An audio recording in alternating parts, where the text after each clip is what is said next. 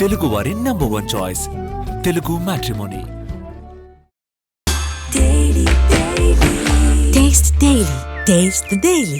నమస్తే. ప్రస్తుతం హాట్ అంశాలు ప్రధానంగా రెండు ఉన్నాయి. అందులో ఒకటి మాజీ ఎమ్మెల్యే అయినటువంటి పిన్నెల్లి రామకృష్ణారెడ్డి, ఆయన సోదరుడు ఏదైతే ఆ జంట హత్యల కేసు సంబంధించిన వ్యవహారంలో సుప్రీంకోర్టు కూడా కొన్ని అభ్యంతరాలను వ్యక్తపరిచింది. ప్రధానంగా అది ఏపీ రాష్ట్ర పోలీస్ శాఖకు సంబంధించిన వారిపైన కూడా ఆ రకంగా మాట్లాడతాం అంటే ఇది నిజంగా సిగ్గుచేటుగానే భావించాలి. ఆ పరిస్థితి ఎందుకు వచ్చింది అనేది ఒకటి. దాని తర్వాత రెండవది మాజీ ముఖ్యమంత్రి జగన్మోహన్ రెడ్డి ఆయన సీఎంగా ఉన్న సమయంలో 3 రాజధానులు అని చెప్పేసి తీసుకొచ్చిన విధానం ప్రస్తుత కూటమి ప్రభుత్వం 3 జోన్లుగా ఉంటుంది. ఈ రెండింటి మధ్య వ్యత్యాసం ఏంటి అనే అంశాలను చర్చించడానికి ప్రముఖ రాజకీయ విశ్లేషకులు రాయేష్ అఫ్సాన్ గారు ఉన్నారు. రాయేష్ గారు నమస్తే అండి. నమస్కారం సార్. ముందుగా ఈ పిన్నెల్లి సోదరులు ఏదైతే జంట హత్య కేసులో పెద్ద కలకలం అది. సో ఆ కేసుకు సంబంధించిన అంశంలో చివరికి సుప్రీంకోర్టు కూడా అంత ఘాటుగా వ్యాఖ్యలు చేయడం వెనకాల మర్మం ఏంటంటారు? అంటే వాస్తవంగా సార్ అధికారము, హోదా, డబ్బు, పరపతి ఇవి కలిగిన వాళ్ళకి ఇవి లేని సామాన్యులకి మధ్య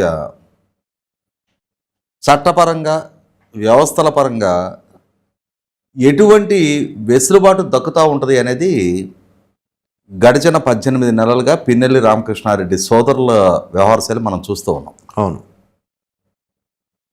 ఇవాళ ఏదో జంట హత్య కేసులకు సంబంధించి వాళ్ళ విచారణ సందర్భంగా వాళ్ళకి చాలా ఈజీ అయిన ప్రశ్నలు సంధించారు అని చెప్పని, చూసారా మేము పోలీస్ విచారణకు సహకరిస్తున్నాము అని చెప్పని, పోలీసులకి ఇచ్చిన 161 స్టేట్మెంట్కి సంబంధించిన ప్రతులు మళ్ళీ తిరిగి వాళ్ళ చేతికి దక్కాయి అని, పోలీస్ డిపార్ట్మెంట్కి అలాగే పిన్నెల్లి సోదరులకి మధ్య ఉన్న అవినాభావ సంబంధం సుప్రీంకోర్టు ఆశ్చర్యం వ్యక్తం చేస్తూ ఉంది. అవును. కానీ ఆంధ్రప్రదేశ్ రాష్ట్ర ప్రజానీకానికి, సాక్షాత్తు ఎలక్షన్ కమిషన్కి కూడా పిన్నెల్లి సోదరుల వ్యవహార శైలి, వాళ్ళకి వ్యవస్థల నుంచి దక్కే మద్దతు అందులో నూతనత్వం ఏం లేదు. అవును. ఎందుకంటే ఒక్కసారి మనం 2024 మే నాటికి వెళ్ళి గుర్తు చేసుకుంటే పరిస్థితులు, పరిణామాలని 2024 మే 13 ఎన్నిక జరిగింది. అవును. ఆ ఎన్నిక జరిగిన రోజు మాచర్ల నియోజకవర్గ వ్యాప్తంగా అక్కడ జరిగిన బెదిరింపులు, దాడులు, దౌర్జన్యాలు, గాయపరచటాలు, పోలింగ్ బూత్లో ఏజెంట్లను కూడా కూర్చొనివ్వకుండా సాగించిన దౌర్జన్యకాండ, అవును, సాక్షాత్తు సిట్టింగ్ శాసనసభ్యుడు మళ్ళీ పోటీలో ఉన్న అభ్యర్థి అయ్యుండి కూడా పిన్నెల్లి రామకృష్ణారెడ్డి అతనే స్వయంగా పోలింగ్ బూత్లోకి వెళ్ళి, పాలవాయి గేటు ఆ పోలింగ్ బూత్లోకి వెళ్ళి అక్కడ ఈవీఎం బద్దలు కొట్టిన తీరు, అవును, ఆ ఈవీఎం బద్దలు కొడుతున్న నేపథ్యంలో అక్కడ అడ్డుకోవడానికి ప్రయత్నం చేసిన నంబూరు శేషగిరిరావు తెలుగుదేశం ఏజెంట్, అవును, అతన్ని పోలింగ్ బూత్ నుంచి బయటకు వచ్చిన తర్వాత దారుణంగా దాడి చేసి గాయపరిచిన తీరు, ఇవన్నీ మన కళ్ళ ముందు జరిగిన సంఘటనలే. అవును. అంత కలిపితే 1.5 సంవత్సరం క్రితం జరిగిన సంఘటనలే. కరెక్ట్. అయితే ఆనాటి నుంచి ఈనాటికి ఆ కేసుల్లో అక్యూజ్డ్గా ఉన్న పిన్నెల్లి వెంకటరామరెడ్డి, పిన్నెల్లి రామకృష్ణారెడ్డి సోదరుడు, ఇప్పటికీ పోలీసుల చేత అరెస్ట్ కాబడలా, అరెస్ట్ నుంచి తప్పించుకొని తిరుగుతూనే ఉన్నాడు. అవును. అతను పరారీలో ఉన్న వ్యక్తిగా పోలీసులు వాళ్ళ రికార్డ్స్లో చూపిస్తూ ఉన్నారు. కానీ అతను నియోజకవర్గంలో కార్యకలాపాలు సాగిస్తూ ఉన్నాడు. అతని ఆదేశాలతోటి, అతని ఆధ్వర్యంలోనే హత్యలు జరిగినట్టుగా నిర్ధారణ అవుతూ ఉంది. అయినా సరే అతనికి సంబంధించిన సమాచారం పోలీసులకు లేదు. అవును. అతను పోలీసులకు దొరకడం, అతను పోలీసులకు దొరకటం లేదా, పోలీసులు అతను పట్టుకోవడం లేదా, మనకు స్పష్టమవుతున్న సమాచారం మేరకు పోలీసుల నుంచి అతనికి కావాల్సిన సహాయ సహకారాలు, సమాచారం అందుతూ ఉంది పూర్తిగా. ఈ సమాచారం ఎప్పటి నుంచి అందుతూ ఉంది? మళ్ళీ ఒకసారి 2024 మే నెలలోకి వెళ్దాం. ఎన్నిక రోజు వీళ్ళు సాగించిన దౌర్జన్యాలు, అరాచకం చూసాం.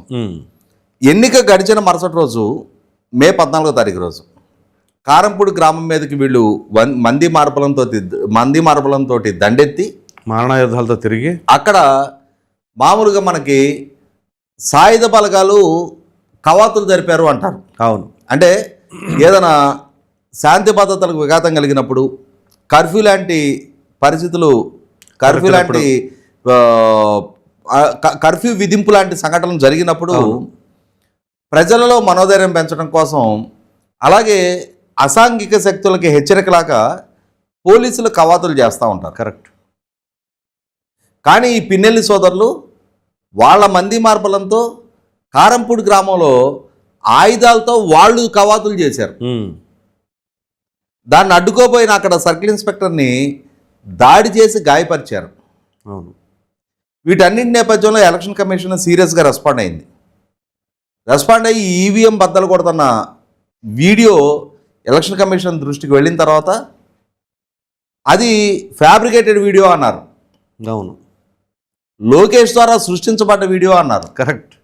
కానీ అంతిమంగా ఎలక్షన్ కమిషను వీళ్ళ దౌర్జన్యం గురించి నిర్ధారణకు వచ్చిన తర్వాత ఇతని మీద చర్యలు తీసుకోమని ఆదేశాలు ఇచ్చింది.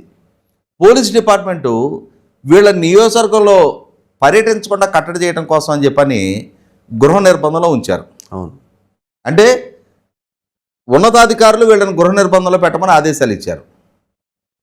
అది కూడా ఎలక్షన్ కమిషన్ కన్నెర చేసిన తర్వాత. కానీ దిగువ స్థాయి సిబ్బంది, ఆ ఇంటి దగ్గర కావులు ఎవరుంటారు?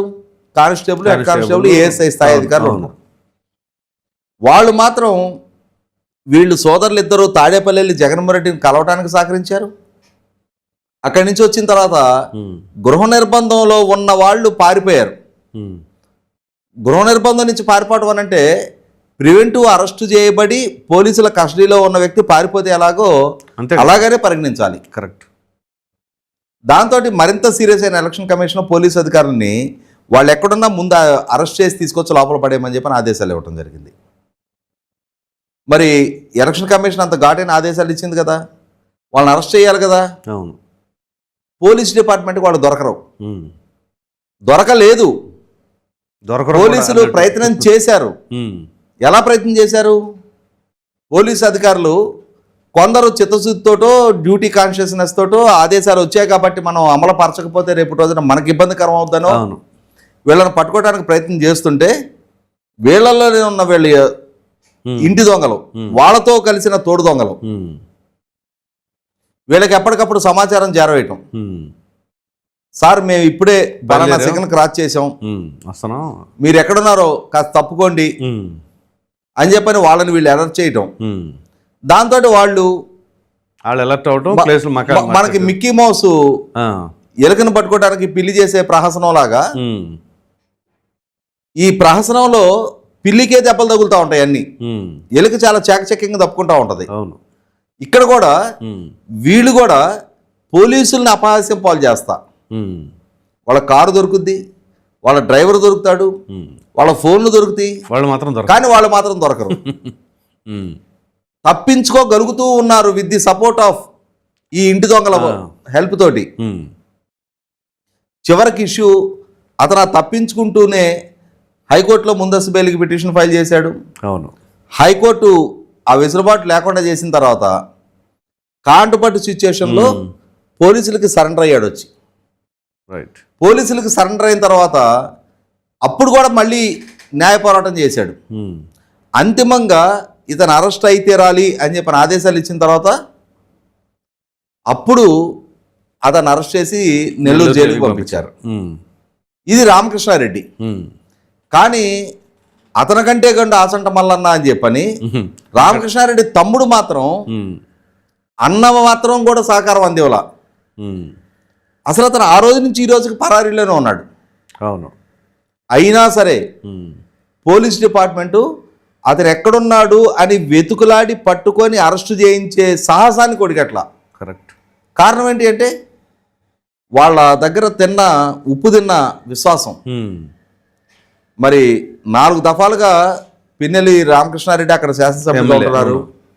మరి పోలీసులని వాళ్ళ సాయుధ బలగాలుగా కనుక మార్చుకోకుండా ఉంటే ప్రజల మీద అంత దౌర్జన్యం కంటే ఎలా చేయగలుగుతారు? అంతే కదా. ఇతను శాసనసభ్యుడిగా ఉండగానే 2020 స్థానిక సంస్థల ఎన్నికలప్పుడు అక్కడ మున్సిపల్ ఎలక్షన్ సందర్భంగా తెలుగుదేశం పార్టీకి సంబంధించిన ఒక్క అభ్యర్థిని కూడా నామినేషన్ కూడా వేయనీకపోతుంటే తెలుగుదేశం పార్టీ పరిశీలకులుగా నాడు మాజీ శాసనసభ్యుడు బోండా ఉమ్మగారు, బుద్ధ వెంకన్న, అప్పటికి ఎమ్మెల్సీ బుద్ధా వెంకన్న గారు, అలాగే పారా కిషోర్ అని చెప్పని లాయరు, వీళ్ళు అక్కడ పరిశీలకులుగా వెళ్ళారు. అవును. ఆ వెళ్ళిన క్రమంలో త్వరగా కిషోర్ అని చెప్పని వీళ్ళ అనుచరుడు పరిశీలకులుగా వచ్చిన వాళ్ళని ఇంతలా సర్వీ బాదు పెట్టి అవును ఆ కారు గ్లాసు బద్దలు కొట్టి వీళ్ళని చంపాలని చెప్పని తన ప్రయత్నం చేస్తే ఆ పారా కిషోర్ లాయర్ గారి తలబగిలింది. అవును. ఆ డ్రైవర్ చాకచక్యంగా వీళ్ళని బలి కాకుండా కాపాడగలిగాడు. అవును.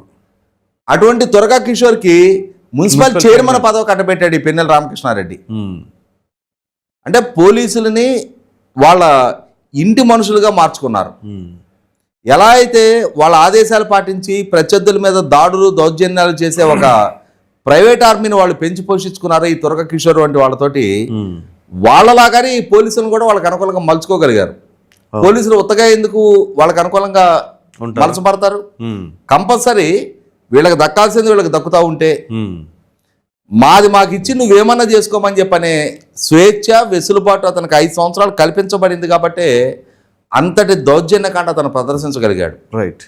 పోలీసులు నా వాళ్ళు నేను ఏం చేసినా నన్ను అడ్డుకునేది ఎవరు అని చెప్పని ఒక రకమైన బరితెగింపు దూరంతో సాక్షాత్తు సీసీ కెమెరాలు రికార్డ్ అవుతున్నాయని చెప్పని తెలిసి కూడా పోలింగ్ బూత్లోకి వెళ్ళి పోలింగ్ ఈవీఎం బద్దలు కొట్టే సాహసాన్ని కొడిగెట్టాడు అని అంటే, అవును, అంటే నన్ను ఎలక్షన్ కమిషన్ ఏం చేయలేదు, పోలీసులు నా ఇంటి మనుషులే, నన్ను ఏమీ చెయ్యరు అనే ధైర్యంతో బరితెగింపుతోటి. కాబట్టి ఇవాళ ఈ హత్య కేసుల వ్యవహారంలో కూడా వీళ్ళ ఆదేశాలతోటి ఈ హత్య జరిగింది అని చెప్పి నిర్ధారణ అవుతా ఉన్నా, ఈ హత్యలో హంతకులుగా ఆరోపణలు ఎదుర్కొని వాళ్ళు విచారణ ఎదుర్కొంటూ అరెస్టులు అయి ఉన్న వాళ్ళకి వీళ్ళే అండదండలు అందిస్తున్నారు అనేది నిర్ధారణ అయినా కూడా సుప్రీంకోర్టు వరకు వాళ్ళు వెళ్ళగలిగి సుప్రీంకోర్టులో కూడా అంతిమంగా వాళ్ళ దారులు మూసుకుపోయిన తర్వాత ఇప్పుడు సుప్రీంకోర్టు ఆదేశాలతో వాళ్ళకు వాళ్ళుగా లొంగిపోయే పరిస్థితి. అవును. అంటే ఇప్పటికీ కూడా పోలీసులు మాత్రం వాళ్ళని అరెస్ట్ చేయలేకపోయారు. అవును. వాళ్ళ వేరే బోర్డ్స్ ఎక్కడున్నాయో తెలుసున్నా కూడా ఇవాళ మనం చూస్తుంటాం కదా, కొంతమంది కొన్ని నేరాలకు సంబంధించిన సీజన్డ్ క్రిమినల్స్ ని ఎక్కడెక్కడో ఉన్నా కూడా చేజ్ చేసి పట్టుకుంటా ఉంటారు, ఈజీగా వాళ్ళని ట్రాక్ చేస్తుంటారు. మొత్తం పోలీస్ డిపార్ట్మెంట్ కి సవాలు విసిరిన ఐబొమ్మ రవి అనే అతన్ని ట్రాక్ చేసి సాంకేతికంగా కూడా అతను వేరే పోర్ట్స్ ఎక్కడున్నా ఎక్కడ ఏంటి అనేది ఆరా తీయగలిగి అతన్ని కూడా అరెస్ట్ చేసి వాళ్ళ చట్టం ముందు దోషిగా ఎస్టాబ్లిష్ చేస్తూ ఉన్నారు కదా, విచారణ చేస్తూ ఉన్నారు కదా. కానీ ప్రజాప్రతినిధులుగా ప్రజా జీవితంలో ఉండి మాజీ శాసనసభ్యులుగా ఉన్న వాళ్ళ వేరే పోర్ట్స్ కనుక్కోలేరా? కనుక్కోవాలి అనుకుంటే కనుక్కోగలుగుతాను. ఇక్కడ ఎన్డీఏ కూటమి ఇంటెగ్రిటీకి వీళ్ళు సవాలు విసిరారు. మొత్తం పోలీస్ డిపార్ట్మెంటు సామర్థ్యానికి, పోలీస్ డిపార్ట్మెంటు చిత్తశుద్ధికి అంకిత భావానికి వీళ్ళు సవాలు విసిరారు. వాళ్ళతో పోలీస్ సిబ్బంది కుమ్ముక్కయ్యారు అనటానికి స్పష్టమైన సాక్ష్యాధారాలు సుప్రీంకోర్టుకి వాళ్ళు సబ్మిట్ చేసిన కౌంటర్. అవును, సుప్రీంకోర్టు విస్తుపోయింది, షాక్ అయిపోయింది కదా, పోలీసులు వీళ్ళకి సహకరిస్తున్నారు కాబట్టి ఈ విధంగా పోలీసుల దగ్గర ఉండాల్సిన డాక్యుమెంటల్ ఎవిడెన్స్ వీళ్ళ దగ్గరికి రాగలిగింది అని చెప్పని సుప్రీంకోర్టు రిమార్క్స్ పాస్ చేయగలిగింది. అవును. మరి వాళ్ళ ఆ సహకరించిన సిబ్బంది ఎవరు? అది ఏ స్థాయి అధికారులు వాళ్ళకి సహకరించారు? అది లోతైన విచారణ జరపాలి. ఇవాళ హత్యకి ప్రేరేపించిన పిన్నెల్లి రామకృష్ణారెడ్డి సోదరులది ఎంత నేరమో అటువంటి హత్యలు చేయించిన పిన్నెల్లి రామకృష్ణారెడ్డిని, అతని సోదరుడు వెంకటరామరెడ్డిని కాపాడుతున్న వాళ్ళతో కుమ్ముక్కైన పోలీస్ అధికారులది కూడా అంతే నేరం కదా. కరెక్ట్. ఇవాళ చట్టం ముందు అందరూ సమానమే అని చెప్పని రాజ్యాంగం చెప్పుద్ది. అవును. పాలకులు కూడా చాలా ఘనంగా చెప్తారు, చట్టం పని తాను చేసుకువెళ్ళగలుగుతుంది, పాలకులుగా మేము చట్టపరమైన విచారణలో మేము ఇంటర్వ్యూన్ కాము అంటారు. కానీ రెండో పక్క మనకి ఏం కనిపిస్తూ ఉంది? మన ఇంటర్వ్యూలో చెప్పినట్టుగా డబ్బు, హోదా, అధికారం, పరపతి కలిగిన వాడికి చట్టం విషయంలో ఒక రకమైన వెసులుబాటు దక్కుతూ ఉంటుంది. అవును. సామాన్యుడి విషయంలో చట్టం వ్యవహరించే తీరు వేరుగా ఉంటుంది. ఇది నూటికి నూరు పాళ్ళు ప్రతి వయోజనుడికి ఓటు హక్కు ఉంది, ప్రతి వయోజనుడికి ప్రాథమిక హక్కులు ఉన్నాయి, రాజ్యాంగం పౌరులందరినీ సమానంగా చూస్తుంది అని చెప్పే సుభాషితాలకి భిన్నమైన వాతావరణం కనిపిస్తూ ఉంది. అలా కనిపించినప్పుడు బలహీనుడు నేను ఈ సమాజంలో సెకండ్ గ్రేడ్ సిటిజన్గా నేను పరిగణింపబడుతున్నాను, అంతే కదా మరి, డబ్బు హోదా ఉన్న వాళ్ళకి ఒక రకమైన న్యాయం దక్కుతా ఉంది, నా వరకు వచ్చేటప్పటికి వేరే రకమైన న్యాయం వర్తిస్తుంది అనే అభిప్రాయం కనుక అతనిలో బలపడితే రేపటి రోజున అంతిమంగా సామాన్యుడికి ఈ రాజ్యాంగం మీద చట్టం మీద కనుక నమ్మకం కోల్పోతే నక్సలిజాలు పుట్టడం అంటే ఎక్కడి నుంచో పుట్టట్లా. అవును, ఇవాళ ఇటువంటి వివక్ష ఆయా విధులు నిర్వహించే అధికారులు ఆ వివక్ష ప్రదర్శించుతున్న పర్యవసానం సామాన్యుడికి చట్టం పట్ల గౌరవం కోల్పోయే పరిస్థితులు ఉత్పన్నమవుతా ఉన్నాయి. యాజ్ లాంగ్ యాజ్ రాజ్యాంగాన్ని చట్టాన్ని సామాన్యుడి గౌరవించినంత వరకే ఈ సిస్టమ్ ఇలా ప్రివేల్ కాగలుగుతుంది. అలా కాదు, సామాన్యుడికి వ్యవస్థల పట్ల, రాజ్యాంగం పట్ల, చట్టం పట్ల, పాలన పట్ల గౌరవం ఉన్నంత వరకే ఈ వ్యవస్థ ఇలా సర్వైవ్ అవుతుంది. ఆ నమ్మకాన్ని, ఆ గౌరవాన్ని సామాన్యుడు కోల్పోయిన రోజు మనం రీసెంట్గా 70 సంవత్సరాల స్వాతంత్రం పూర్తయిందని ఆజాదీకి అమృత మహోత్సవం అని చెప్పని జరుపుకున్నాం. అవును, 2047లో శత జయంతి అంటే 100 సంవత్సరాలు పూర్తవుతుంది అని చెప్పని చాలా ఘనంగా అభివృద్ధి ప్రణాళికలు రచించుకుంటున్నాం. అవును, కానీ ఈలోపు సామాన్యుడి నమ్మకాన్ని బతికించి తీరాల్సిన బాధ్యత కూడా ప్రభుత్వాల మీదే ఉంటుంది, పాలకుల మీదే ఉంటుంది, వ్యవస్థల మీదే ఉంటుంది. రైట్. ఈ విధమైన ఈ పిన్నెల్లి రామకృష్ణారెడ్డి లాంటి సీజన్డ్ క్రిమినల్స్ రాజకీయాలని పొల్యూట్ చేస్తా ఉన్న నేపథ్యంలో చట్టపరంగా అటువంటి వాళ్ళ మీద కనుక చర్యలు తీసుకోకపోతే ఇటువంటి వాళ్ళే నాయకులుగా చలామణి అవుతూ ఉంటే హంతకులు, దౌర్జన్యకారులు, దౌర్జన్యాలకు పాల్పడే వ్యక్తులు నాయకులుగా చలామణి అవుతున్నంత కాలం ప్రజలు పాలకుల వైపు అనుమానాస్పదంగానే, పాలన వైపు అనుమానాస్పదంగానే, చట్టం వైపు, రాజ్యాంగం వైపు కూడా అనుమానాస్పదంగానే చూడాల్సిన పరిస్థితులు ఉత్పన్నం అవుతూ ఉంటాయి. రైట్. అంటే ఇక్కడ ఇప్పుడు ఇది హోమ్ మినిస్టర్ గారికి కానీ ముఖ్యమంత్రి గారికి కానీ ఒక విధంగా అపవాదం తీసుకొస్తుంది అంటారా? రాష్ట్ర పోలీసు వ్యవస్థకి, ప్రభుత్వానికి, పాలకులు అందరికీ అప్రతిష్ట తీసుకొచ్చే అంశమే. రైట్. కాబట్టి ఇది ఆ ఇంటెగ్రిటీని కాపాడి తేలాల్సిన బాధ్యత పాలకుల మీద ఉంటుంది.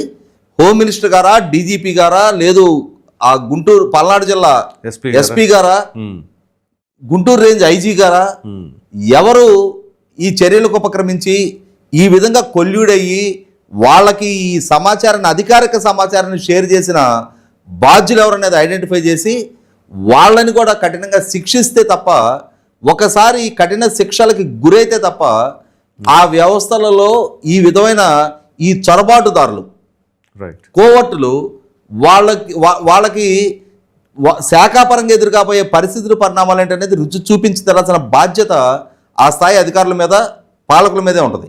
రైట్. ఇక దాని తర్వాత 3 రాజధానులు అని చెప్పేసి జగన్మోహన్ రెడ్డి గతంలో అధికారంలో ఉన్న సమయంలో ఒక నిర్ణయం తీసుకొచ్చి బాంబు పిలిచారు. సో ఇప్పుడు కూటమి ప్రభుత్వం 3 జోన్లుగా ప్రకటించడం జరిగింది. సో దానికి దీనికి వ్యత్యాసం ప్రజలకి కొంచెం అర్థమయ్యేలాగా చెప్తారా? జగన్మోహన్ రెడ్డి గారు 2019 డిసెంబర్ 17వ తారీఖు అవును దక్షిణాఫ్రికాలో అమల్లో ఉన్న 3 రాజధానుల ప్రస్తావన ఆంధ్రప్రదేశ్ రాష్ట్ర శాసనసభ ద్వారా ప్రజలకు పరిచయం చేసి ఆంధ్రప్రదేశ్ రాష్ట్రంలో కూడా అమరావతిని శాసన రాజధానిగా, విశాఖపట్నాన్ని ఎగ్జిక్యూటివ్ క్యాపిటల్గా, అలాగే కర్నూలుని జ్యుడిషియల్ క్యాపిటల్గా ప్రకటించారు. అంటే రాష్ట్రంలో అధికార వికేంద్రీకరణ, అభివృద్ధి వికేంద్రీకరణ జరగాలి అని చెప్పని ఒక ప్రతిపాదన ఆయన వైపు నుంచి రావడం జరిగింది. ఆ ప్రతిపాదన వచ్చిన తర్వాత ప్రజలలో చాలా విస్తృతంగా చర్చ జరిగింది. వివిధ వర్గాల ప్రజల నుంచి కూడా చాలా సూచనలు, సలహాలు ప్రభుత్వానికి ఇవ్వడం జరిగింది. అయినా సరే జగన్మోహన్ రెడ్డి గారు దాన్ని పరిగణలోకి తీసుకోలే. రాష్ట్రంలో అభివృద్ధి ఒకే ప్రాంతంలో కేంద్రీకృతం కాకూడదు, అభివృద్ధి రాష్ట్ర వ్యాప్తంగా ఆయా జిల్లాల్లో ఉన్న మెరిట్స్ ప్రాతిపదికగా ఒక్కొక్క జిల్లాకి ఒక్కొక్క రకమైన వైవిధ్యం ఉంటుంది. కాబట్టి ఆయా జిల్లాల మెరిట్స్ బేస్ చేసుకొని అక్కడుండే మినరల్ వెల్త్, అక్కడుండే ఫుడ్ ప్రాసెసింగ్ ఆపర్చునిటీసా, అక్కడ ఉండే హ్యూమన్ రిసోర్సెసా, అక్కడ ఉండే కోస్ట్లైనా, వీటిని బేస్ చేసుకొని ఆయా జిల్లాలలో ఉన్న వనరుల ప్రాతిపదికగా అభివృద్ధి జరగాలి. అలా అభివృద్ధి జరిగినప్పుడు రాష్ట్రం సర్వతోముఖంగా అభివృద్ధి చెందిన పక్షంలో రాష్ట్ర వ్యాప్తంగా ఎక్కడికక్కడ స్థానికంగా ఉపాధి అవకాశాలు పొందడానికి ఆస్కారం ఉంటుంది. అలాగే ఎక్కడికక్కడ స్థానికంగా ప్రభుత్వపరమైన ఇన్ఫ్రాస్ట్రక్చర్ క్రియేట్ చేయడానికి ఆస్కారం ఉంటుంది. వాటికి తోడు ఒక ఎకనామిక్ యాక్టివిటీ చోటు చేసుకొని ఏ ప్రాంతానికి ఆ ప్రాంతం సెల్ఫ్ సఫిషియెంట్గా ఆర్థికంగా మెరుగైన జీవన ప్రమాణాలు అందుకునే దిశగా అడుగులేస్తుంది అని చెప్పని మాలాంటి వాళ్ళు, మీలాంటి వాళ్ళందరూ కూడా జగన్మోహన్ రెడ్డి గారి ప్రభుత్వ హయాంలో ప్రభుత్వానికి సూచనలు, సలహాలు ఇచ్చాం. అవును. అయినా వాటిని నేటిని పరిగణలోకి తీసుకోవాలి. ఆయన అభివృద్ధి వికేంద్రీకరణ చేయలేదు. పాలనని 3 రాజధానుల పేరిట వికేంద్రీకరణ అనేది కూడా ప్రకటనకే పరిమితం చేశాడు తప్ప 5 సంవత్సరాల కాలంలో శాసన రాజధాని నిర్మాణానికి కానీ, పాలనాపరమైన రాజధాని నిర్మాణానికి కానీ, న్యాయ రాజధాని నిర్మాణానికి కానీ తొలి అడుగులు కూడా వేయలేదనేది వాస్తవం. అవును. ఇటువంటి పరిస్థితుల్లో పోనీ అభివృద్ధి ఏదైనా వికేంద్రీకరణ చేశారా అంటే ఒక పారిశ్రామిక పెట్టుబడులు రప్పించడం కానీ, ఒక సంస్థల గ్రౌండింగ్ చేయించడం కానీ చేయకపోగా రాష్ట్ర వ్యాప్తంగా అన్ని ప్రాంతాల్లో ఉన్న ప్రకృతి వనరులు మాత్రం అడ్డగోలుగా లూటీ చేశారు. అవును. అది చంద్రబాబు నాయుడు గారు ప్రాతినిధ్యం వహిస్తున్న కుప్పం నియోజకవర్గంలో ఉన్న ద్రవిడ యూనివర్సిటీ ప్రెమిసెస్లో అక్రమ గ్రానైట్ క్వారీయింగ్తో మొదలుపెట్టి గ్రానైట్ క్వారీయింగ్, సిలికా శాండు, అట్లాగే క్వాడ్జు, లాటరైటు, బాక్సైటు, ఎర్రచందనం, ఇట్లా ఏ ప్రాంతాల్లో ఏ వనరు దొరుకుతుంటే ఆ వనరు నదీ గర్భాలని దోచేసి అడ్డగోలుగా ఇసుక తవ్వకాలు, గ్రావెల్ తవ్వకాలు, మట్టి తవ్వకాలతో మొదలుపెట్టి రాష్ట్ర వ్యాప్తంగా అన్ని ప్రకృతి వనరుల లూటీకి పాల్పడ్డారు. అవును.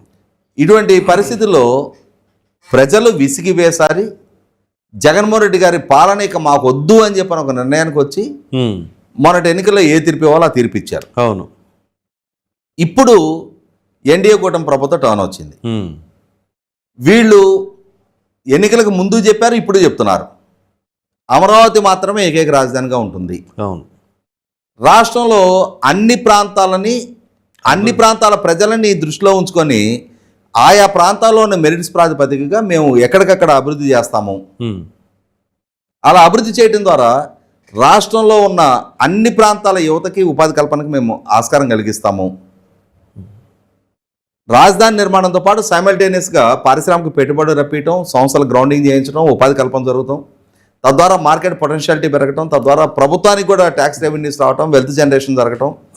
దీనికి అనుబంధంగా infrastructure like road infrastructure, rail infrastructure, port infrastructure, airport infrastructure, power generation, వీటితో పాటుగా రాష్ట్రంలో ఉన్న లక్షలాది యువతకి స్కిల్ డెవలప్మెంట్ చేసి వాళ్ళ నైపుణ్యాలకు అనుగుణమైన ఉపాధి కల్పనకి మార్గం సుగమం చేస్తామని చెప్తూ వచ్చారు. అవును. దానిలో భాగంగానే జగన్మోహన్ రెడ్డి గారు తీసుకొచ్చిన అసంబద్ధ, అవగాహన రాహిత్యపు, అవివేకపు 3 రాజధానుల ప్రస్తావనకి భిన్నంగా రాష్ట్రాన్ని 3 ప్రాంతాలుగా, 3 జోన్లుగా, ఉదాహరణకి మొన్న విశాఖపట్నంలో 14-15 తారీఖుల్లో జరిగిన సిఏఏ కన్వెన్షన్ సందర్భంగా నారా లోకేష్ గారు ఒక ప్రతిపాదన చేశారు. శ్రీకాకుళం జిల్లా నుంచి అనకాపల్లి జిల్లా వరకు గ్రేటర్ విశాఖ ఎకనామిక్ జోన్ అని చెప్పని అభివృద్ధి చేయాలనుకుంటున్నాము అని చెప్పని ప్రతిపాదన చేశారు. ఆ ప్రకటన వారి నుంచి వెలువడిన తర్వాత ప్రభుత్వ పరంగా కూడా ఈ ఐడియా ఏదో బాగుంది, ఈ దిశగా పాలనా పరంగానే ఒక పాలసీ డెసిషన్ తీసుకుంటే బాగుంటుంది అని చెప్పని చంద్రబాబు నాయుడు గారు కూడా ఆలోచించి శ్రీకాకుళం నుంచి ఉమ్మడి తూర్పుగోదావరి జిల్లా వరకు ఈ 4 ఉమ్మడి జిల్లాలని కలిపి ఆయన విశాఖ ఎకనామిక్ జోన్ అని చెప్పని ఒక జోన్ తీసుకొని దానికి యువరాజ్ గారు ఐఏఎస్ అధికారి మన సిఏఏ కన్వెన్షన్ జరిగిన సందర్భంగా ఆయన చాలా క్రియాశీలకంగా ఆ కన్వెన్షన్ సక్సెస్ కావడానికి, లక్షలాది కోట్ల రూపాయల పారిశ్రామిక పెట్టుబడులు రాష్ట్రంలోకి రావడానికి, రాష్ట్ర ప్రభుత్వంతో అవగాహన ఒప్పందాలు చేసుకోవడానికి కీలకంగా వ్యవహరించిన సమర్థుడైన అధికారిగా పేరెనికన్న యువరాజ్ గారిని ఆ జోన్కి సీఈఓగా అపాయింట్ చేశారు. అలాగే పశ్చిమ గోదావరి, కృష్ణా, గుంటూరు, ప్రకాశం ఈ 4 ఉమ్మడి జిల్లాలు. ఈ 4 జిల్లాలకు సంబంధించి అమరావతి ఎకనామిక్ జోన్ అని చెప్పని దీనికి ముఖేష్ కుమార్ మీనా గారిని సీనియర్ ఐఏఎస్ అధికారి వారిని సీఈఓగా నియమించారు. అలాగే నెల్లూరు, మిగిలిన 4 రాయలసీమ జిల్లాలు చిత్తూరు, అనంతపూర్, కర్నూలు, కడప ఈ 5 ఉమ్మడి జిల్లాలను కలిపి రాయలసీమ ఎకనామిక్ జోన్ అని చెప్పని కృష్ణబాబు గారు సీనియర్ ఐఏఎస్ అధికారి అవును వారిని సీఈఓగా నియమించారు.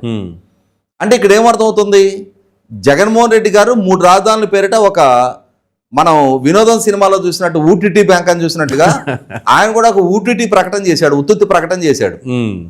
ఆచరణపూర్వకంగా ఆ అష్యూరెన్స్ నిలుపుకునే దిశగా కనీస మాత్రపు చర్యలు కూడా ఆయన ప్రభుత్వం వైపు నుంచి జరగల. అవును.